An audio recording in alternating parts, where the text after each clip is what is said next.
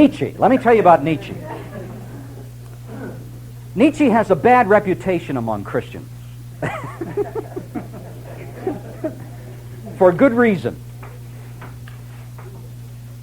Although, did you know that Nietzsche's father was a Lutheran pastor? I'll bet you didn't know that. I don't know what kind of a Lutheran he was. I don't know whether he was a believer or not. But you should also know that Nietzsche's father died when Nietzsche was rather young, and he was raised by some aunts, A-U-N-T-S, who gave him... Well, listen. Now, Tony, look at Tony there. Tony's... See, if you live in the seminary housing, you know what ants are, all right? And I have to explain what kind of ant I'm talking about. Nietzsche was certainly a man who came to hate Christianity. But ironically, there are some passages in Nietzsche that Christians can use. In fact, I have an Easter Sunday sermon that I sometimes preach that's based on a passage from Nietzsche. Oh my, somebody says. You talk about these goofy liberals from Union Seminary. Here's Nash, who gets in the pulpit on an Easter Sunday morning and says, now let's all open our Nietzsche's too. But listen, I'm going to tell you about this passage, all right? It's a great passage. It's found in a book that Nietzsche wrote called The Gay Science. Now,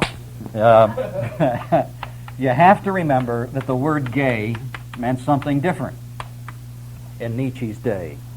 In fact, I'll tell you, I have a friend back in my state university, an English professor, who told me that there's one thing that he will never forget homosexuals for doing, and that is co-opting the word gay. Because he said there isn't another word in the English language that serves the same usage as the word gay, and they've taken it. They've destroyed it. All right? Well, anyway, Nietzsche wrote a book called The Gay Science. Read it someday. But in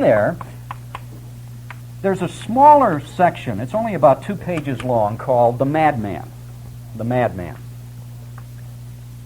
I give you all of this stuff in my book, The Closing of the American Heart. Really what I'm doing here is simply paraphrasing stuff that I've written in that book. Nietzsche tells a story. It's based upon the biblical story of... my mind has gone blank. I'll just tell you the story and it'll come to me. Picture a small German village. Those of you who've seen any old Frankenstein movies recently can get the picture, all right? An old German village where people are sitting around and they're mocking God. They're ridiculing God. They're making fun of believers. And all of a sudden, a madman, whom they've all seen before, jumps into their midst, and he begins to refer to their mocking of religion.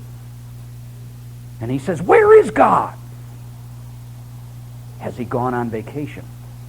Is he taking a nap? Is he visiting Disneyland? Where is God? He says, I'll tell you where God is. God is dead. This is the passage in which that phrase, God is dead, first appears in Western literature. It appears in Nietzsche's Madman, a section of The Gay Science. Now the madman goes on to say, you ask, how could God be dead? I'll tell you. We have killed him, you and I. Well, these same people who were ridiculing God and belief in God just a few moments before are shocked by this madman's profanity, his profaneness. And the madman shakes his head at the strange twist in their behavior, and he says, these men do not understand what I am saying, and yet they have done it themselves. They have killed God. And then Nietzsche goes on and says, it is reported that the madman left the village square and sang a requiem to God. May God rest in peace.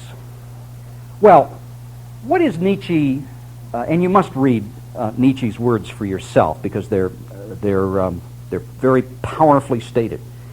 What is Nietzsche's point here? I think it was this. What is the only way in which human beings can kill God? And the answer is, the only way we can kill God is by ceasing to believe in God.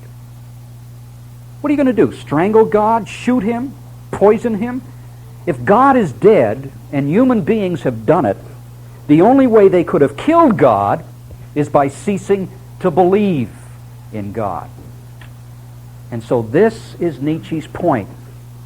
There is an underground atheism in Western civilization and culture, which Western civilization has not yet become conscious of. Now, I'm going to write some words on the board here. In fact, what I'm going to do is give you 5 ideas that summarize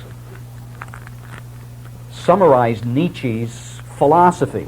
I think this passage called The Madman is really the key that unlocks the meaning of Nietzsche's funny system. So let's say here that step number 1 is the death of God. Step number 2 is nihilism.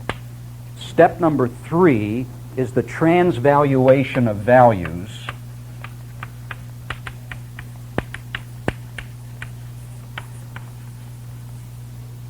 Step number 4 is the will to power. The will to power. And step number 5 is the Superman.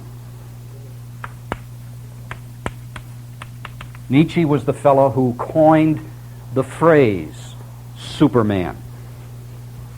If you can understand these 5 concepts and how they're related, you will have the essence of Nietzsche's thought. Now, the death of God, once again, what do we do with this? Well, I'm suggesting that you not understand this as an expression of Nietzsche's own personal atheism. Even though he was an atheist, when he said God is dead, he wasn't saying there is no God. What he was actually doing was giving us a description of the spiritual state of Western Christendom. You see, Nietzsche believed, Western civilization is founded on Christian presuppositions. He's right. It comes through the Middle Ages, comes through Augustine and Aquinas, comes through scholasticism, comes through all of those great medieval thinkers who developed their own So, what he's saying is, Western culture, Western civilization, has as its foundation the Christian faith. But, Nietzsche says, that foundation no longer exists in reality. Because Western Europe, Western man, no longer believes in God. Now, he still goes to church. He still says his masses. He still gets catechized. But for all practical purposes, his profession of religion is empty. His God doesn't really exist anymore. You can see that in the story of the villagers, who at one moment are ridiculing God and at another moment are shocked by the profaneness of the madman's statement that God is dead. Now, what happens to any building that loses its foundation? If you blow up or eliminate the foundation of any building, what's going to happen to the superstructure? You know it's going to collapse. And Nietzsche said, that's where Western Europe is heading. That's where Christendom is heading. The whole superstructure of Western civilization is founded on a foundation that doesn't exist anymore. But the problem is people don't realize that yet. But once they do realize it, the whole thing is going to come toppling down around us. And that's what he meant by nihilism. Now, what is nihilism for Nietzsche? It is a state, get this, it is a state or a situation in which all values lose their value. Nihilism is a condition in which all values lose their value. Is that serious? Would that be bad? Well, let's just ask for yourself, what would happen to you as a person if everything you place value upon were to suddenly, like that, lose its value? So that all of those things that have been important to you up till now in your life, family, love, truth, decency, honesty, your tax forms, all of those things, the church. What if all of a sudden you became so reoriented in your life that those things that were priceless to you become useless? Not only would you become a different person, life would lose all meaning to you. Life wouldn't be worth living anymore. Lots of people present Nietzsche as the prophet of nihilism. On the contrary, Nietzsche was a philosopher who was deathly afraid of the nihilism that he saw so imminent in Christendom. All right, now what are we going to do? Here is Western culture, Western civilization. It no longer has a foundation. Once the absence of this foundation becomes clear, the whole superstructure will collapse and we will be plunged into nihilism. Well, there are two ways to go. There are two ways to go. Way number one is to call Christendom back and reestablish those foundations. That was Kierkegaard's way. Listen to me. There's an interesting correlation between Kierkegaard's attack on Christendom and Nietzsche's claim that God is dead. When Kierkegaard attacked the state Lutheran Church in Denmark, what he was doing was basically the same thing, saying, you people have abandoned the foundation of the New Testament. You've erected a totally different religion. It is not the religion of the New Testament, and one of these days this thing is going to come falling down around your ears. So Kierkegaard's solution was to return to New Testament Christianity. If the foundations have been broken up, then we'd better reestablish those foundations. That was Kierkegaard's way. If God is dead in Denmark, and he is, then what we've got to do is resurrect faith in God. Nietzsche rejected that approach. What Nietzsche said was, we'd better start building a new system. We'd better start erecting a new foundation and a new superstructure. So forget the old one. Let's go over here and start building a new foundation of values. For the day when suddenly Western citizens of Western Christendom wake up and realize that the old foundations don't exist anymore. That's what Nietzsche calls the transvaluation of values. We've got to find an entirely new foundation of values, and a whole new set of values to go with them. Values that have nothing to do with Jesus Christ. Values that have nothing to do with the Bible, with Christianity. Now, what is this new framework of values to look like? Well, the key to understanding it is what Nietzsche called the will to power. Now, you have to be very careful here because Nietzsche has been misinterpreted by Nazi lovers. There's a reason why that happened. His sister, see, Nietzsche became insane 11 years before he died. I mean, he lost his mind. The last few years of his life, he would sit in a cell, a padded cell, naked in his own excrement. That's how bonkers he was.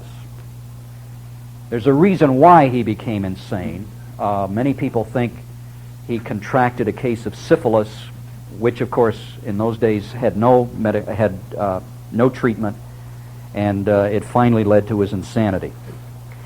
In defense of Nietzsche's character, I should say that the syphilis he contracted was not through sexual immorality.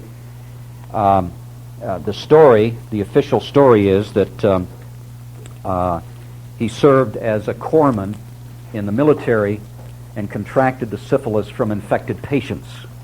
That it was not something contracted as a result of any immorality on his part. But he was insane for the last 11 years of his life. His sister, Elizabeth, gained total control over his writings and his estate, and she was married to a crypto-Nazi, a man who, had he lived to the 1930s and 1940s, would have been an ardent follower of Adolf Hitler. He was anti-Semitic, and there's more than enough evidence to suggest that Elizabeth Forster Nietzsche and her crypto-Nazi husband intentionally edited some of Nietzsche's writings to make him look like the Nazi prophet that he became under Hitler. And so when the Nazis would talk about the will to power, it was something totally different from what Nietzsche himself had actually meant. Now, let me tell you what the will to power means. Nietzsche observed that too many people function under what he called a slave morality. A slave morality.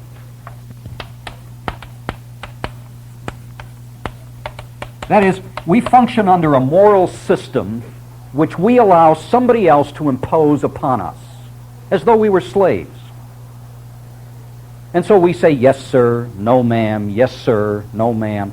We allow others to tell us what we ought to do. That's a slave morality. He pictured Christianity as the epitome of a slave morality, where God imposes right and wrong upon us, you see. We become the slaves, and God, the authority, tells us what we may or may not do. Now, in its place, Nietzsche proposes a master morality. Now, many of you will recognize some key terms here. Master morality, the master race, you see. It's not hard to get from Nietzsche's language to the language of the Nazis. But we can thank his sister and her little game playing for that. What Nietzsche meant by a master morality was a morality in which each of us, becomes the author of our own moral law. Instead of saying a master morality, instead of saying I ought to do so-and-so, that's the sign of a slave morality. Instead of saying that, we should say, I will to do something. This is my law. I impose this law upon myself. In following this moral code, I am not following anyone else's prescriptions. The prescriptions are totally self-imposed. I am a truly autonomous man. Autonomy. I am the master of my own fate. I am the creator of my own moral laws. The autonomous man. The will to power. We create ourselves. We create our own moral code. And hence, watch how this works. Nietzsche didn't care what a person did. For Nietzsche, it didn't matter if you were profligate, if you were a fornicator, if you were a saint. What you did was unimportant for Nietzsche. What was important is why you did it. Do whatever you will to do. Don't let anybody else make you his or her slave. And so Nietzsche would recognize that many people are slaves to their passions and desires. They can't control themselves. Nietzsche would say, that's not a master morality. If you're a slave to some passion or desire, you're a weakling. He didn't have very nice things to say about Christian ethics. He said, what happens when you step on a worm? The worm doubles up. Say, why? Because it doesn't want to be stepped on again. That's Christian ethics for you, Nietzsche said. Christians epitomize the ethics of weakness. You know what I've often thought, though? If poor old Nietzsche had ever really understood the man he called the last Christian, if he had ever really understood Jesus, is it possible that he would have recognized in Jesus not the epitome of weakness, but the epitome of strength? Never forget that all that time that Jesus was hanging on the cross, he had the power to call down the angels of heaven and decimate those people who were mocking him and crucifying him.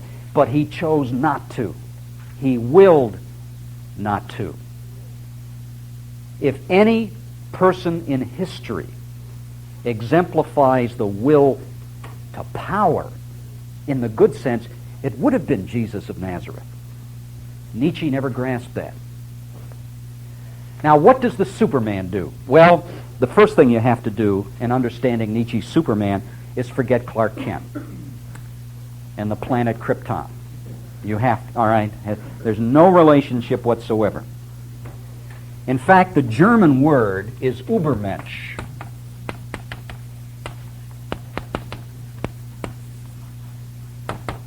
Übermensch, which means the overman. Nietzsche believed that the product, the outcome of his new transvaluation of values, a new foundation for ethics that would base ethics on the autonomous, self-willing individual, would be a colony of supermen. That is, masters. People who are no longer subordinate to the willing of others, to the obligations of others. People who create their own laws. Now here's where, of course, the whole thing falls apart. Nietzsche would have us believe that if only Western society would produce enough supermen, autonomous individuals, that it would therefore found a new basis for Western civilization, Western values, that would deliver us from nihilism. One has to wonder where Nietzsche's mind was when he said this. What seems clear is that if Nietzsche had ever, if a group of human beings would ever succeed in putting into place what Nietzsche wanted, they would have, well, they probably would have produced the kind of nihilism that he thought he was avoiding. Think of it. A group of human beings beholden to no law other than their own, beholden to no God other than themselves. How can you build a civilization? How can you build a society on the value system of people like this? And the answer is, of course, that you can't. There must be a common ground of value, a recognition that this value has transcendence, that this value is transcendent, that it is a moral code to which we must obey.